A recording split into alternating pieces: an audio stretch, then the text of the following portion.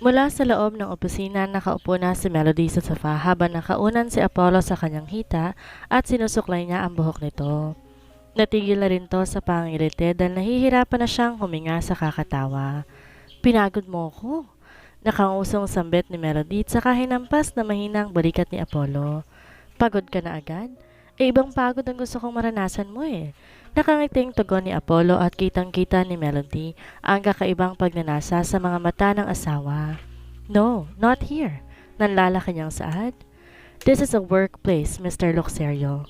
Biglang naging formal ang tawag ni Melody dito. Ayaw niya rin kasing may gawin sila dito sa opisina. Ano lang ang sasabihin sa kanila ng kanilang mga empleyado? Aba, nakakahiya. Lalo kung marinig ng mga ito ang kanilang mga ungol. Di pa naman niya napipigilan ang kanyang sarili lalo pa kung malapit na sila sa climax. Pwede yan dito.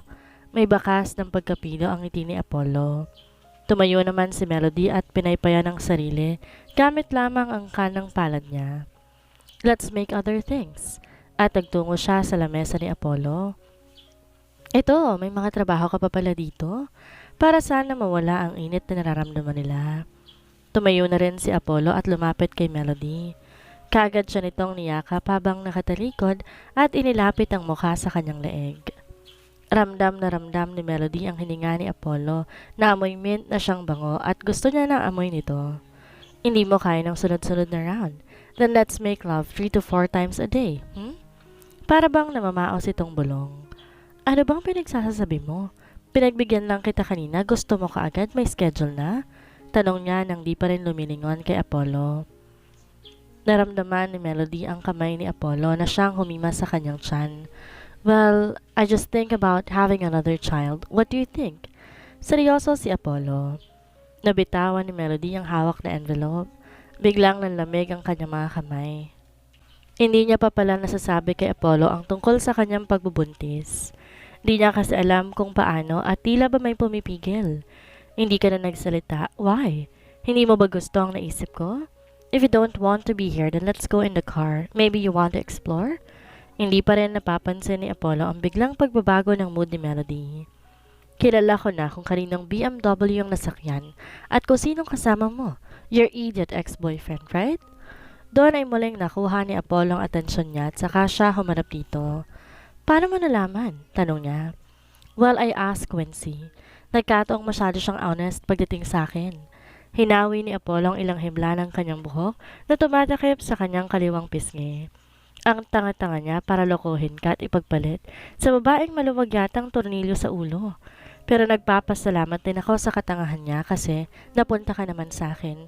Kayo ng mga anak ko? Napangiti ng tuluyan si Melody. Lately nagiging madaldal ka na. Tapos mabubulaklak na salita pang lumalabas sa bibig mo. Mukhang nahawa ka niya kay Epifanio. Biro niya. Hey, I'm just being honest here. Sa kanya biglang tinabig lahat ng gamit sa lamesa na siyang kinagulat ni Melody.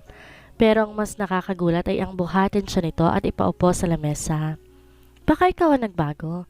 You became wild and I love it. Apollo?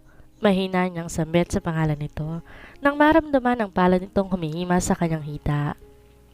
Nakaskirt siya kaya easy access kay Apollo na matuntun kaagad ang kanyang legs at perlas. Hinlikan siya ni Apollo sa leeg na siyang nakapagpatingala sa kanya. Let's start here, then continue in the car. Bulong nito sa kanya at patuloy pa rin sa pagroromansa sa kanyang katawan.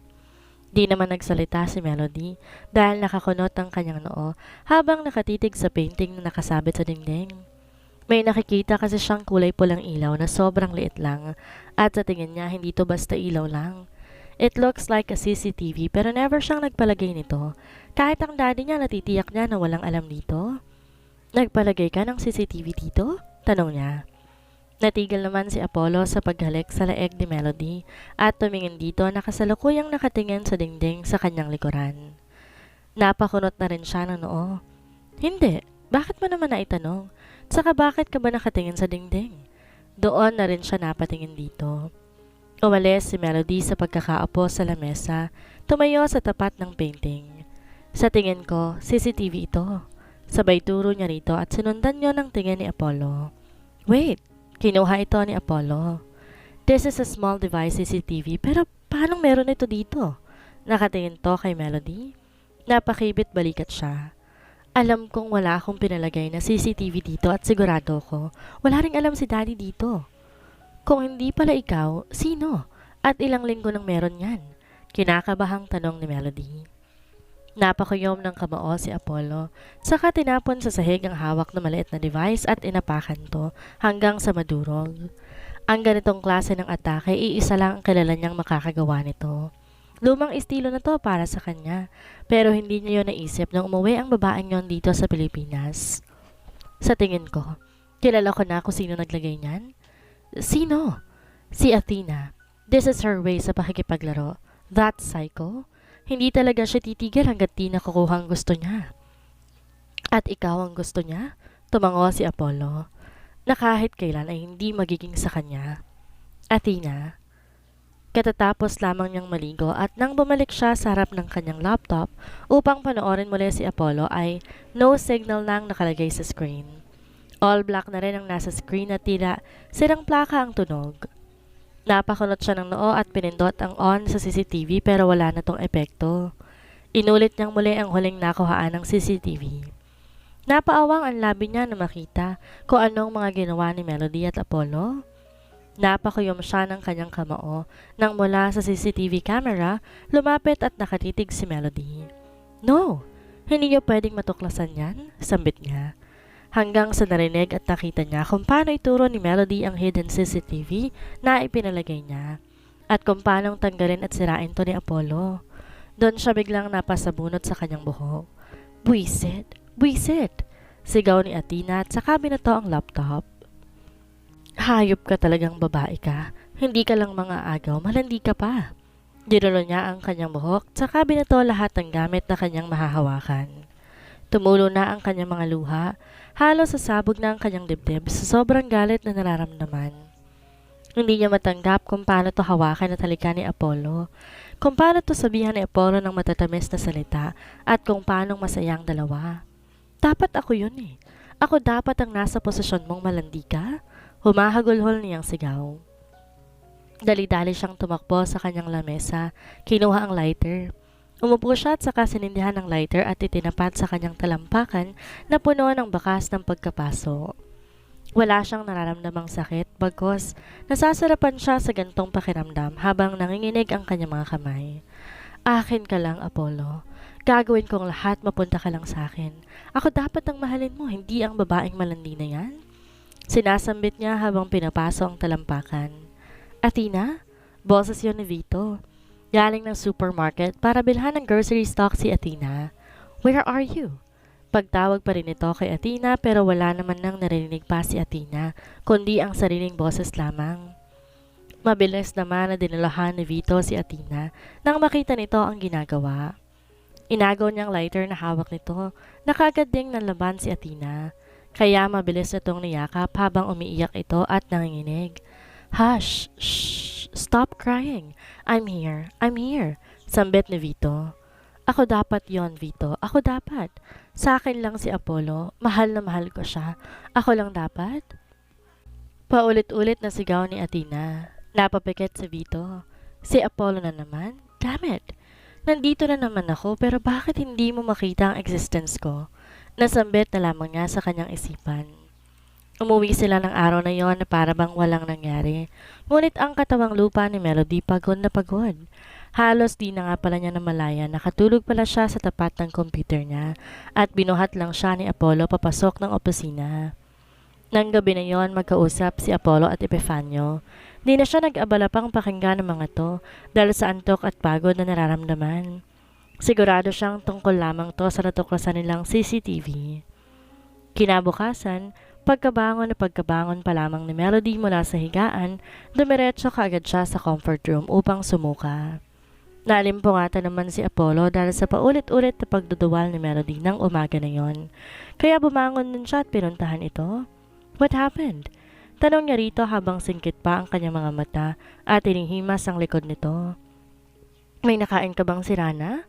Di naman makapagsalita si Melody at patuloy lamang na dumuduwal. Alam din kasi niya kung bakit. Nasa stage na siya ng morning sickness. Alam niya ang pakiramdam na to tuwing umaga. Halos isuka niya lahat ng kinain o kung minsan, wala naman siyang maisuka pero ang sikmura ay tila ba umiikot. Nang di pa rin tumigil si Melody sa pagsusuka, ay lumabas siya ng comfort room at pinindot niya ang red button saka nagsalita. Nang di pa rin tumigil si Melody sa pagsusuka, lumabas siya ng comfort room at pinindot ang red button saka nagsalita. Melandro, get the car ready. Hurry up, dadalhin natin si Melody sa ospital. Sambit sa maliit na speaker sa tabi ng red button. Masusunod po, tugon naman ni Melandro. Latang-lata si Melody na umupo at saka humarap kay Apollo. I'm okay, okay lang ako. Di na kailangan pang dalhin ako doon. Pero putlang-putla ka na. I'm afraid na hindi ka agad magapan. Oh goodness, nataranta na ito. Ano ba kasing nangyayari sa'yo? Siguro may nakain lang ako kagabi na hindi na magandang lasa. Huwag kang mag-alala, ayos naman ang pakiramdam ko. Pagsasinungaling ni Melody at saka ngumiti. Ayaw niya lang talagang magtungo sa ospital. Para namang natauhan si Apollo dahil sa sinabi nito. Kitang-kita na hindi maayos ang kalagayan nito at pinipilit lamang ng ngumiti. Natauhan siyang ayaw nga pala ni Melody sa loob ng ospital. Bumuntong hininga siya. If you say so. Inalalayan niya na si Melody patungo muli sa kama at pinahiga itong muli. Nang pumikit si Melody, kinuha naman ni Apollo ang kanyang cellphone at kaagad tinawagan ang number ni Dr. Izzy. Dok, kailangan ka ng asawa ko. Natatakot na ako sa mga napapansin kong sitwasyon niya. Just right now, suka siya ng suka. Kaagad niyang paliwanag.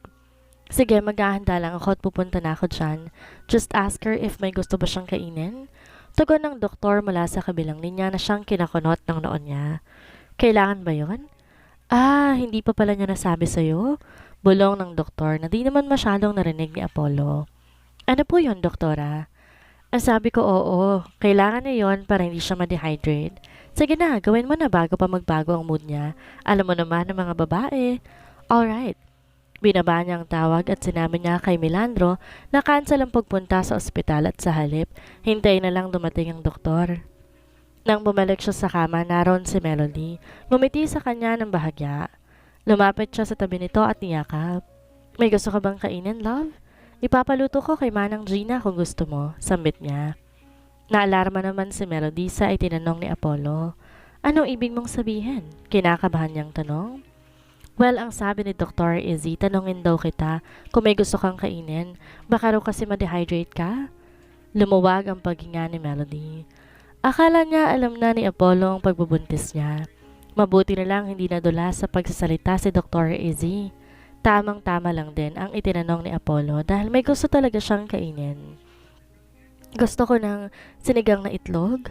Mahina ang kanyang pagkakabanggit sa huling salita. What? Sinigang na baboy ba? Itlog? Sinigang na itlog? Sabay takip niya ng unan sa kanyang mukha. Nalukot ang noo ni Apollo at napalayo ng bahagya. Ngayon lang siya nakarinig ng ulam na sinigang na itlog. Sinigang na baboy, manok at isda lamang ang alam niya. Sinigang na itlog? Wait love, meron palang ganon? Di pa rin siya makapaniwala, tsaka natawa sa sariling pagkamangha sa ulam. Pakiramdam ni Melody na pahiya siya at tinawanan pa ni Apollo ang sinabi niya. Di rin siya sigurado kung meron bang ganong klaseng ulam pero yun talaga ang gusto niyang kainin. Naisip niya baka pagtawanan lang din tuloy siya ng mga kasama nila sa mansyon. Hindi niya na napigilan pa ang hindi mapaiyak ng malakas. Huwag mo akong tawanan. Sa'yo nga gusto kong kainin sinigang na itlog. Humahagulhol niyang sambit. Nagulat naman si Apollo sa biglaang pag-iyak ni Melody na para bang isang bata. Napayakap tuloy ulit siya dito habang hinihimas ang likod. Shh! Stop crying, love. Ay, di naman ako natatawa sa sinabi mo Natatawa ako sa sarili ko, paliwanag niya. Huwag ka nang umiyak, ipapaluto ko na ngayon din kay Manang Gina. Pangaaro niya rito na parang isang bata. Tumigil na sa pag-iyak si Melody at tumiwalay sa pagkakayakap kay Apollo. Talaga? Okay lang sa'yo ng ulam natin, sinigang na itlog? Sabay punas ng sipon gamit ang suot niyang sando. Nabigla si Apollo sa ginawa ni Melody. Talagang kung umasta to ngayon parang bata. Di niya tuloy alam anong dapat na i-react niya. Ito ang unang beses na merong suminga ng sipon sa suot niyang damit. Ang totoo, nandiri pa nga siyang bigla It's a sipon. Sinong hindi man didiri Pero ayos lang, mahal ko naman siya. Sambit na lang ni Apollo sa kanyang isipan. Ano, ayos lang ba sa'yo mag-ulam tayong dalawa ng sinigang na itlog? Pag-uulit pa nito sa tanong. Pati ako, sinigang na itlog din ang uulamin? Nakaturo pa si Apollo sa kanyang sarili, saka napanunok at naikuyom ang kamao. Dalawa ang dahilan ng kanyang reaksyon. Una, ang pag-ulan ng sinigang na itlog. Ang pangalawa, ang lagkit ng sipong nararamdaman niya sa kanyang balat. It's sticky. Oo, gusto ko, magkasalo tayo. Proud at nakangiti pang sambit ni Melody. Sure. Sir Apollo, narito na po si Dr. Izzy. Boses yon ni Melandro at sabay silang napatingin sa pintuan. Maiwan muna kita. Dr. Izzy will check on you. Sabihin mo sa kanyang nararamdaman mo, ha? Para malaman natin kung may sakit ka ba or kung anong gamot ang dapat mong inumin. Yes. Sige na, bumaba ka na rin at lutuin mo na ang sinigang na itlog natin. Nakangiti pa rin ito. Ako? Ako magluluto? Oo, gusto ko luto mo. Ayoko ng luto ng iba. Bakit, ayaw mo ba? Hindi naman. It's just first time ko ring magluto ng ganong klaseng ulam. Then, give your best. Okay, I will do my best. Tumayo na si Apollo at naglakad patungo sa pintuan. Ang lagkit na. Bulong niya habang di pinapahalata kay Melody ang nararamdamang lagkit. Pagbukas ng pinto, agad niya tong sinarado. Bago papasukin si Doktora, hinila niya ito medyo malayo sa pintuan. Bakit ba, Apollo? Naguguluhang tanong ng doktor. Hindi ako sigurado kung okay bang asawa ko. Sobrang daming nagbago sa kanya. Bulong ni Apollo. Gaya ng? Sometimes she's acting like a kid but she's cute. Pagtatanggol pa rin niya. Naging iyakin din siya. I don't know what's happening to her kaya please lang, gamitin mo ang asawa ko. Ayokong mawala ng asawa sakaling kailangan siyang iparehab. Saka siya napabuga ng hangin. Natawa naman bigla ang doktor. Puro kakalokohan. That's normal, so don't act weird. Ikaw yata talagang dapat iparehab eh. I'm totally fine. Sige na, Doc. Pumasok ka na sa loob. Magluluto pa ako ng sinigang na itlog. Napakunot ito ng noo. Sinigang na itlog? Meron ba nun? Yun daw ang gusto niyang ulamin eh. Hindi ko rin alam kung meron ba nun, pero baka meron. Saka magagawan ko naman ng paraan. Okay. Umalis na si Apollo at napailing na lamang ang doktor. Kawawang lalaki. Hindi pa rin niya alam ang nangyayari sa asawa niya. Paglilihin na nito. Sambit nito at tuluyan ng pumasok sa loob ng kwarto. Si Apollo naman diretso sa kwarto ng kambal at doon naligo. Di na rin siya gumamit ng ibang sabon at shampoo. Feminine wash pa rin ang gamit niya dahil baka paliguin lang ulit siya ni Melody kapag naamoy nito ang ibang amoy niya. Ang suot niyang sando na may sipon ni Melody, diretso nang tinapon sa basurahan. Nang makababa siya, kagad siyang nagpatulong kina Grace at Hope sa pagluluto. Di rin makapaniwala ang mga to sa lulutuin niyang sinigang na itlog. Unang beses lang din nilang narinig ang ganong klase ng ulam, kaya nagtataka siya saan to nalaman ni Melody. Hanggang sa bumaba ang mga bata, kumain ang inihanda namin ni Manang Gina na kanilang almusal. Pinaalam niya sa kanyang mga anak na hindi maayos ang pakiramdam ng mommy nila, kaya hindi na ito inabala pang puntahan ng kambal at pinasabi na lang na umalis na sila at papasok ng school. Habang nagluluto naman si Apollo, nag-uusap naman si Melody at ang doktor. You need a monthly check-up, Melody. Kailangan mo rin uminom ng mga vitamins. Alam kong di na bago sa iyong process. Sambit ni Dr. Izzy. Noted po, doktora. Pupunta na lamang po ako sa clinic nyo ngayong araw ng check-up schedule ko. Nakangiting sambit ni Melody habang hawak ang kanyang tiyan. Hindi mo rin pala nasasabi sa asawa mo ang sitwasyon mo. Napayo ko si Melody. Iyon nga po, doktor, ang isa sa mga iniisip ko. Hindi ko pa po kaya eh. Pakiramdam ko may pumipigil na sabihin ko. Para kasing may mangyayaring hindi maganda. Baka sa boses ni Melody ang pangamba. Hays, malakas talagang mag-overthink ang mga buntis but I don't think na may mangyayaring masama dahil sobrang mahal ka ng asawa mo at hindi niya hayaang mapahama kayo ng mga anak mo. Uumbok pa yan, napaisip si Melody. Tama po kayo, doktora. Sasabihin ko na lamang po kapag nakapagpa-ultrasound na ako. Nakangiting tugon ni Melody. Kahit papano gumaan ang pakiramdam niya. Tumayo na si Dr. Izzy. I will go now and please take care. Naalala naman bigla ni Melody ang sinigang na itlog. Doktora, mag-breakfast ka muna dito sa amin. Nagpaluto ko kay Apollo ng sinigang na itlog. Nanlaki ang mga mata nito at saka napanunog. Ah, naku, no need na. Marami pa akong pasyente naghihintay sa clinic. Kung kakain pa ako dito, baka mamatay. I mean, mahimatay na yung mga naghihintay sa akin doon. Tsaka alanganin tong tumawa. Sige eat well sa inyo ni baby. At mabilis tong naglakad patungo sa pinto. Ano nangyari kay doktora? Parang takot na takot siya. Tanong ni Melody sa kanyang tiyan. Ah, baka may masungit siyang pasyente. Sayang baby no, hindi niya matitikman yung kakainin natin ngayon. Inosente pa niyang dagdag. Nasa harap sila ng hapagkainan at ang ngiti ni Melody abot hanggang sa tenga. Habang si Apollo napupuno ng tensyon. Habang nagluluto kasi siya kanina, tinikman niya na ang lasa nito. Hindi pasok sa kanyang panlasa. Yehey, mapaparami ang kain ko nito. Excited na sambit ni Melody habang hawak na ang kutsara at tinidor. Napatingin naman si Apollo kay Milandro na nakatayo malapit sa kanya. Alam din ito ang lasa at halos maubo pa nga ito. Natatakot tuloy siya na baka hindi rin magustuhan ni Melody at ang worst, baka masira pa ang tiyan nito. Nagsimula itong humigop ng sabaw, tsaka hinati at kinain ng isang itlog. Naparunok si Apollo. Kitang-kita niya ang pagtigil ni Melody sa pagkain. Mukhang di yata nito nagustuhan. Ang sarap! Ang sarap, love! This is the best! Nakangiting sigaw nito. Napakunot noo si Apollo, tsaka mo ring napasilyap ng tingin kay Milandro na ngayon nanlalaki ang mga mata dahil sa gulat katulad niya. Napatikim tuloy bigla si Apollo at hinalo niya pa sa kanin. Napatigil din siya ng malasahan ito pero hindi dahil sa sarap. Lasang sinigang nga ito, pero kapag naihalo na sa itlog, naghahalo ang lagkit ng dilaw na itlog.